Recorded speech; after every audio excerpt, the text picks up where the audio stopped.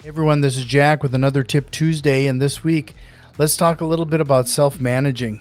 I was reminded again of a situation that happens on occasion, and I do have a tendency of falling into really wanting to help individuals. Well, what happens is sometimes, on occasion, I get people who are very aggressive and they really want to move quickly. And I sometimes will want to help them out, providing them a little shortcut to get them into a unit really quickly. And they'll likely give you a story associated with why they need to move.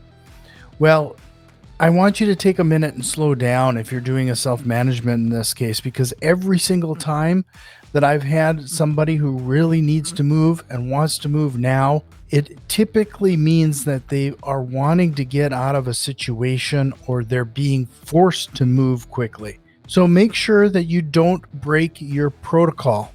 Don't break your guidelines associated with that resident. Take your time.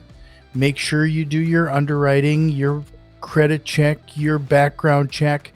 But most importantly, start asking questions, not of only them, of why they're moving, what's the urgency, but also reach out to their current landlord and see what is up. More times than not, you're going to find that this might not be the best situation, and you frankly don't want to inherit a bad tenant. Well, that's my tip this week. I really appreciate you tuning in. Head over to reimastermind.net for the show notes, along with any of the past episodes. I appreciate you, and we'll see you next time.